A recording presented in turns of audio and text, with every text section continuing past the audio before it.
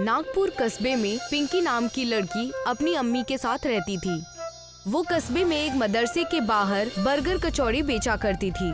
गर्मा गर्म कचौड़ी बर्गर ले लो, जो एक बार खाएगा वो खाता ही रह जाएगा।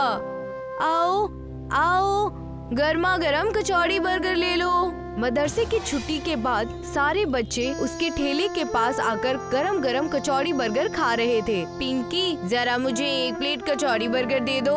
ऐसे ही सारे बच्चे कचौड़ी बर्गर बड़े ही मजे से खाते थे। इतना ही नहीं, उस कस्बे के लोग भी वो कचौड़ी बर्गर खाने आया करते थे। पिंकी बेटा, ले जाने के लिए कचौड़ी बर्गर पैक कर दो।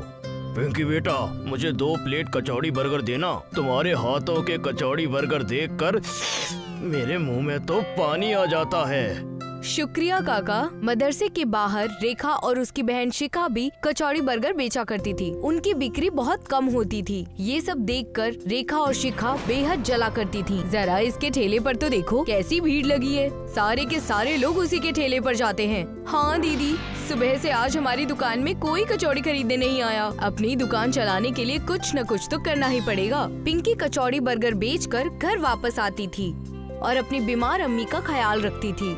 जानती है अम्मी, आज मेरे हाथ की कचौड़ी बर्गर खाकर लोगों ने बेहद तारीफ की और मेरे सारे कचौड़ी बर्गर बिक गए। ये तो बेहद अच्छी बात है। मैं मालिक से दुआ करूंगी कि तुम्हारी दुकान ऐसे ही चलती रहे। कुछ ही दिनों बाद उसकी अम्मी की तबीयत बिगड़ जाती है और पिंकी उन्हें सरकारी दवाखाना में ले जाकर उनका इलाज करवाती है, जिसकी वजह से वो कचौड़ी बर्गर की दुकान नहीं लगा पाती। उधर रेखा इस बात का फायदा उठाकर लोगों को अपने दुकान की तरफ बुलाती है। आओ आओ, मेरे कचौड़ी बर्गर एक बार खाओगे तो बार बार खाओगे।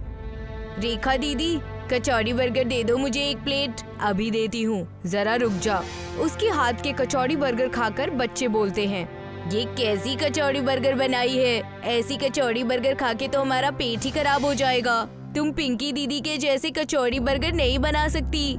रेखा के हाथ के कचौड़ी बर्गर किसी को पसंद नहीं आए। उधर पिंकी की अम्मी ठीक होकर घर वापस आ जाती हैं और पिंकी दूसरे ही दिन कचौड़ी बर्गर बेचने वहाँ वापस जाती है। गर्मा गर्म कचौड़ी बर्गर ले लो। बच्चे पिंकी को देखकर दौड़े चले आते हैं। दीदी, तुम्हारे हाथ की कचौड़ी बर्गर खाए बिना हमको अच्छा नहीं लग रहा था।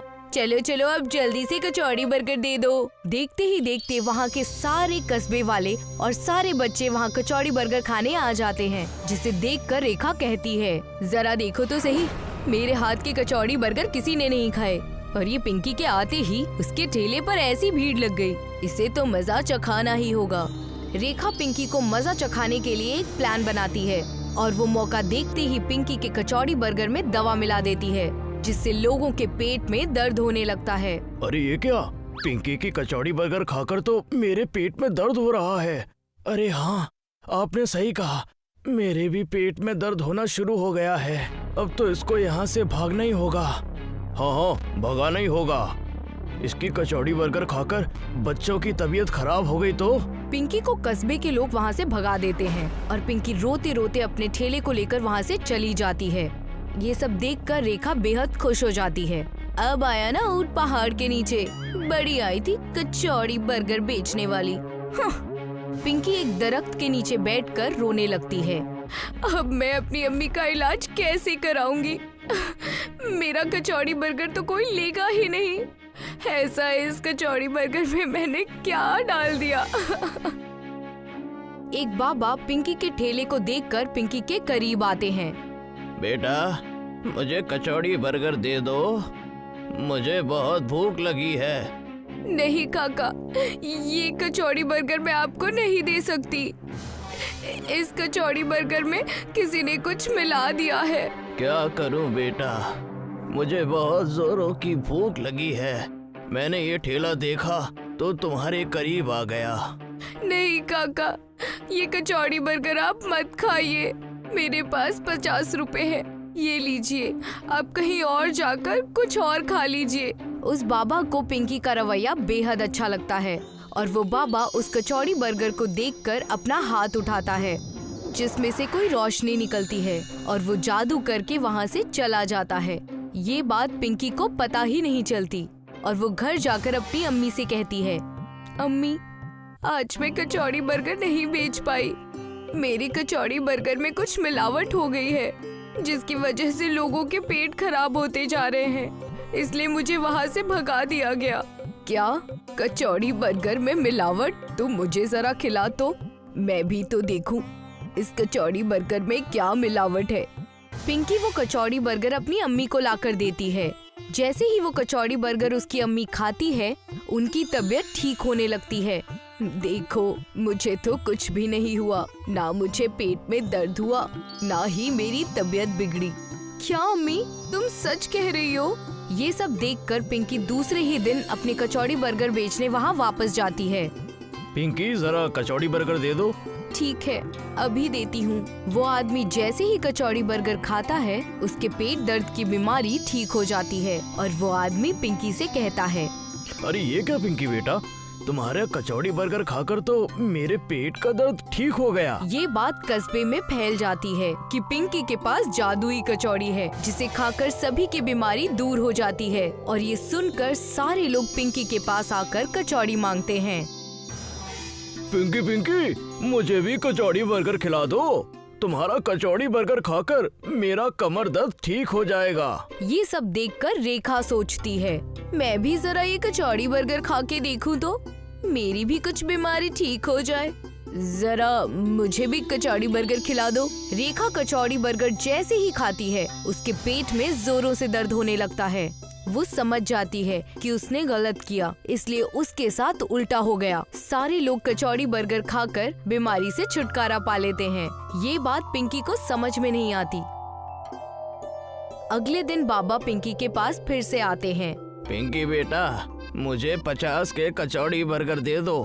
अरे बाबा, आप तो वही हो ना जो उस दिन मेरा कचौड़ी बर्गर खाना चाहते थे, और कचौड़ी बर्गर खराब होने की वजह से मैंने आपको मना कर दिया था।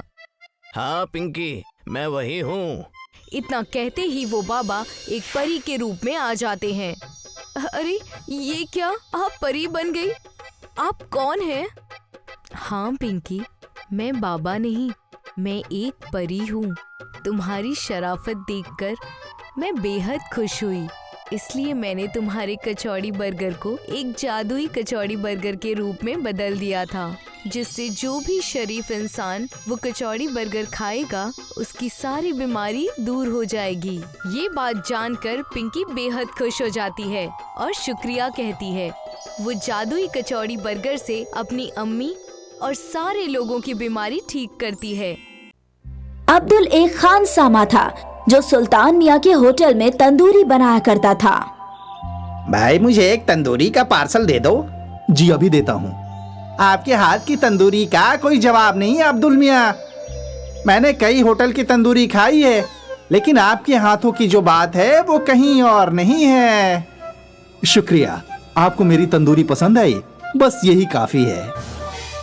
अब्दुल सालों से इसी होटल में काम किया करता था। सब कुछ ठीक चल रहा था। फिर एक दिन सुल्तान मियाँ के बेटे अफजल ने होटल संभालना शुरू कर दिया।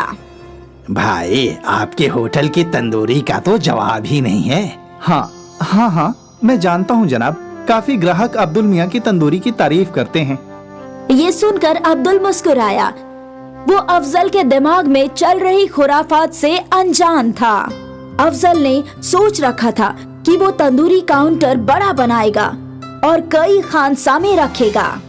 अब्दुल भाई, अब आपको बाकी खानसामों को भी अपनी तरह तंदूरी बनाना सिखाना होगा, क्योंकि मैं तंदूरी काउंटर बड़ा करने वाला हूँ ताकि मैं ज्यादा से ज्यादा ऑर्डर ले सकूं। इसीलिए जी बिल्कुल, मैं सभी खानसामों को सिखा दूंगा। ये सुनकर अफजल खुश था। कुछ दिनों बाद तंदूरी काउंटर बड़ा हो गया। 2 और खानसामे काउंटर पर आ गए, अल्ताफ और अरबाज। अब मुझे ध्यान से देखो और सीखो। अगर मेरी तरह तंदूरी को अच्छी तरह से पकाओगे तो ग्राहक तुम्हारी भी तारीफ करेंगे। अब्दुल दोनों को अच्छे से तंदूरी बनाना सिखाने लगा। कुछ ही रोज में वो लोग भी अब्दुल की तरह तंदूरी बनाना सीख गए। उम्मीद है अब आपका होटल दिन दूनी और रात चौगनी तरक्की करेगा। आपकी दुआ कबूल हो अब्दुल मियाँ। अब्दुल ने बहुत ही साफ दिल से उन दोनों खानसामों को तंदूरी बनाना सिखाया, लेकिन अफजल बहुत ही शातिर था। उसके दिमाग में बस पैसे कमाने का जुनून सवार था, इसलिए उसने नई मुर्गी खाने वाले से सौदा तय कर लिया। ये मुर्गी वाला अफजल को मरी हुई मुर्गियां सस्ते दामों पर बेच रहा था, जिससे अफजल का मुनाफा बढ़ गया था। तंदूरी काउंटर बड़ा होने की वजह से ग्राहक भी बढ़ गए थे। सब कुछ सही चल रहा था, लेकिन एक रोज जब अब्दुल देर रात तक होटल में था, तब होटल के मालिक सुल्तान वहाँ आए। बेटा अफजल, कैसा चल रहा है होटल? बढ़िया अब्बू। मैंने सुना है तूने मुर्गी वाला बदल दिया है। हाँ अब्बू, ये मुर्गी वाला हमें सस्ते दामों में मुर्गी दे रहा है। अच्छा, लेकिन वो कैसे? क्योंकि वो मुर्गियां पहले से मरी होती हैं। या खुदा, ये क्या गुस्ताखी कर रहे हो बेटा? ये गलत है, ऐसा गुनाह मत करो। अगर हमारी तंदूरी खाकर कोई बीमार हो गया तो खुदा हमें बिल्कुल मुआफ नहीं करेगा। ऐसा कुछ नहीं होगा अब्बू, सारे होटल वाले ऐसा ही करते हैं। मेरे सारे दोस्तों के होटल में यही होता है। अब तक कोई बीमार नहीं हुआ, आगे भी नहीं होगा। मेरा काम था तुम्हें आगाह करना, बाकी तुम्हारी मर्जी। अब ये होटल तुम्हारा है और तुम इसके मालिक। अच्छा हो या बुरा हो, ये तुम्हारा फैसला है, ठीक है? सुल्तान साहिब वहाँ से चले गए। ये सारी गुफ्तगू अब्दुल ने सुन ली थी। कुछ देर बाद वो भी अपने घर के लिए निकल पड़ा। रात को अब्दुल इसी मसले को सोच रहा था। मैं ऐसी जगह काम नहीं कर सकता जहां लोगों की सेहत के साथ खिलवाड़ हो। ये सरासर गलत है, लेकिन अफजल मियाँ मेरी बात कतई नहीं सुनेंगे। बेहतर होगा कि मैं ये काम छोड़ दूं। अब्दुल ने सोच लिया था कि अब वो सुल्तान होटल में काम नहीं करेगा। अगले रोज वो होटल गया। मैंने कल सब कुछ सुन लिया था। मेरा ज़मीर मुझे इसकी इजाजत नहीं दे रहा कि मैं ये काम करूं। मैं इस होटल को छोड़कर जा रहा हूं। अच्छा है, तुम्हें क्या लगता है तुम्हारे जाने से मेरा होटल बंद हो जाएगा? बिल्कुल नहीं, लेकिन तुम्हें किसी और होटल में कभी काम नहीं मिलेगा, इतना पक्का है अब्दुल मियाँ। मुझे मंजूर है, मैं बिना काम के रह लूंगा, लेकिन बेईमानी में हिस्सेदारी नहीं करूंगा। अब्दुल ये कहकर वहाँ से चला गया। उसने कई होटलों में काम की तलाश की, लेकिन उसे नौकरी कहीं नहीं मिली। थक हार कर एक रोज वो अपने दोस्त मुस्तफा की साइकिल की दुकान पर बैठा था। क्या हुआ भाई, आज भी काम नहीं मिला? नहीं दोस्त, अब पता नहीं क्या करूंगा। मुझे तंदूरी बनाने के अलावा और कोई काम आता भी नहीं। तुम्हें कौन कह रहा है कोई और काम करो? मैं तो ये कह रहा हूँ कि तुम अपना खुद का तंदूरी काउंटर खोल लो। इतने पैसे नहीं है मेरे पास। एक तो तंदूर महंगा होता है, दूसरा होटल के लिए भी तो जगह चाहिए, फिर उसका किराया, इतना सब कहाँ से कर पाऊंगा? तुम्हारे दोनों मामलों का एक ही हल है मेरे पास, थोड़ा इंतजार करो। मुस्तफा ने 2 पुरानी साइकिल के पहिए लिए और उनके बीच में छेद करके पाइप डाल दिए। लीजिए, तैयार है। ये क्या है? अभी बताता हूँ। मुस्तफा के पास एक हाथ गाड़ी थी। मुस्तफा ने हाथ गाड़ी के ऊपर पटरा ठोक दिया और फिर ये तंदूर उस हाथ गाड़ी पर रख दिया। अब इसके नीचे तुम जलता हुआ कोयला रखो और इसे घुमा घुमा कर तंदूरी बनाओ। अरे वाह, ये तो बहुत बढ़िया है। ये तुम्हें कैसे सूझा? बस शायद तुम्हारी मदद करनी थी, इसीलिए मुझे सूझ गया। शुक्रिया शुक्रिया मेरे दोस्त। अगले रोज से अब्दुल ने हाथ गाड़ी पर तंदूर बेचना शुरू कर दिया। अब्दुल तंदूरी बनाने में उस्ताद था। क्योंकि उसका होटल नहीं था, इसलिए उसने तंदूरी का दाम भी कम रखा था। अब्दुल के चलते फिरते तंदूरी ठेले पर ग्राहकों की अक्सर भीड़ लगी रहती थी। वहीं सुल्तान होटल पर फूड ऑफिसर का छापा पड़ गया और मरी हुई मुर्गियां फरोख्त करने के चक्कर में होटल को सील कर दिया गया और अफजल को हवालात में बंद कर दिया गया। शायद यही कुदरत का उसूल है, अच्छे के साथ अच्छा होता है और बुरे के साथ बुरा। इसलिए कहते हैं कि कर भला तो हो भला। अब्दुल एक खानसामा था जो सुल्तान मियाँ के होटल में तंदूरी बनाया करता था। भाई, मुझे एक तंदूरी का पार्सल दे दो। जी अभी देता हूँ। आपके हाथ की तंदूरी का कोई जवाब नहीं है अब्दुल मियाँ। मैंने कई होटल की तंदूरी खाई है, लेकिन आपके हाथों की जो बात है वो कहीं और नहीं है। शुक्रिया, आपको मेरी तंदूरी पसंद आई, बस यही काफी है।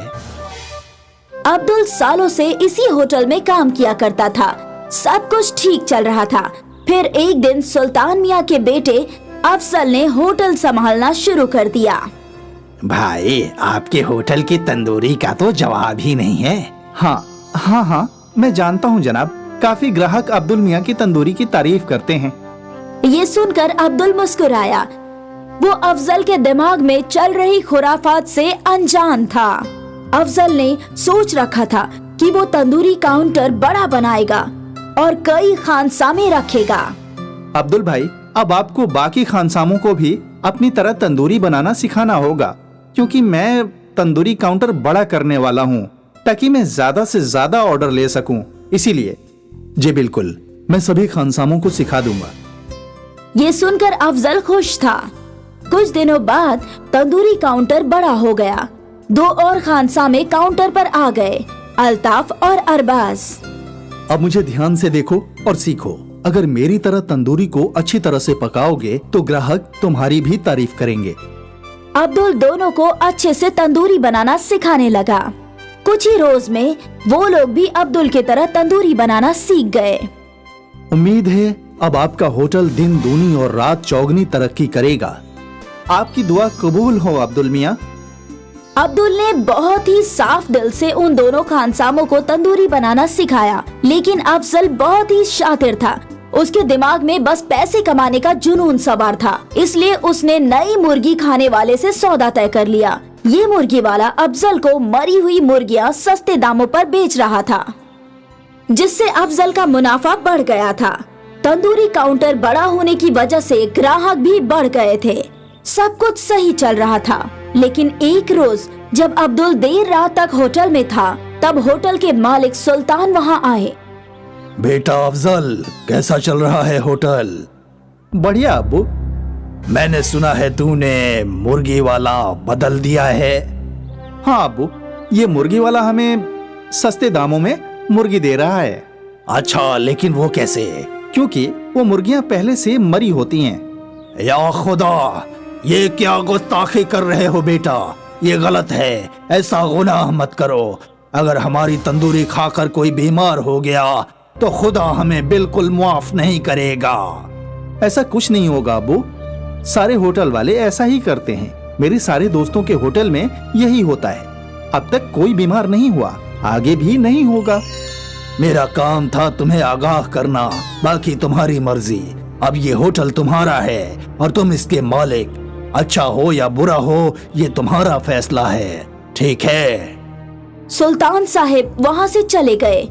ये सारी गुफ्तगू अब्दुल ने सुन ली थी। कुछ देर बाद वो भी अपने घर के लिए निकल पड़ा।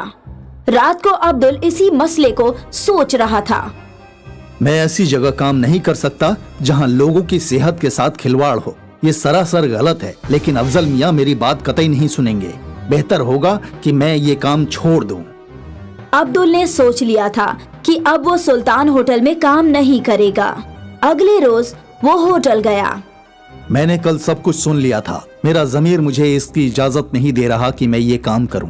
मैं इस होटल को छोड़कर जा रहा हूं। अच्छा है, तुम्हें क्या लगता है तुम्हारे जाने से मेरा होटल बंद हो जाएगा? बिल्कुल नहीं, लेकिन तुम्हें किसी और होटल में कभी काम नहीं मिलेगा, इतना पक्का है अब्दुल मियाँ। मुझे मंजूर है, मैं बिना काम के रह लूंगा, लेकिन बेईमानी में हिस्सेदारी नहीं करूंगा। अब्दुल ये कहकर वहाँ से चला गया। उसने कई होटलों में काम की तलाश की, लेकिन उसे नौकरी कहीं नहीं मिली। थक हार कर एक रोज वो अपने दोस्त मुस्तफा की साइकिल की दुकान पर बैठा था। क्या हुआ भाई, आज भी काम नहीं मिला? नहीं दोस्त, अब पता नहीं क्या करूंगा। मुझे तंदूरी बनाने के अलावा और कोई काम आता भी नहीं। तुम्हें कौन कह रहा है कोई और काम करो? मैं तो ये कह रहा हूँ कि तुम अपना खुद का तंदूरी काउंटर खोल लो। इतने पैसे नहीं है मेरे पास। एक तो तंदूर महंगा होता है, दूसरा होटल के लिए भी तो जगह चाहिए, फिर उसका किराया। इतना सब कहाँ से कर पाऊंगा? तुम्हारे दोनों मामलों का एक ही हल है मेरे पास, थोड़ा इंतजार करो। मुस्तफा ने 2 पुरानी साइकिल के पहिए लिए और उनके बीच में छेद करके पाइप डाल दिए। लीजिए, तैयार है। ये क्या है? अभी बताता हूँ।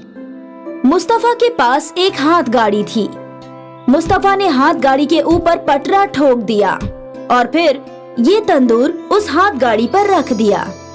अब इसके नीचे तुम जलता हुआ कोयला रखो और इसे घुमा घुमा कर तंदूरी बनाओ। अरे वाह, ये तो बहुत बढ़िया है।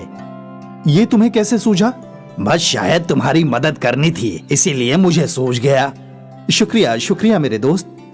अगले रोज से अब्दुल ने हाथ गाड़ी पर तंदूर बेचना शुरू कर दिया। अब्दुल तंदूरी बनाने में उस्ताद था। क्योंकि उसका होटल नहीं था, इसलिए उसने तंदूरी का दाम भी कम रखा था। अब्दुल के चलते फिरते तंदूरी ठेले पर ग्राहकों की अक्सर भीड़ लगी रहती थी। वहीं सुल्तान होटल पर फूड ऑफिसर का छापा पड़ गया और मरी हुई मुर्गियां फरोख्त करने के चक्कर में होटल को सील कर दिया गया और अफजल को हवालात में बंद कर दिया गया। शायद यही कुदरत का उसूल है, अच्छे के साथ अच्छा होता है और बुरे के साथ बुरा। इसलिए कहते हैं कि कर भला तो हो भला।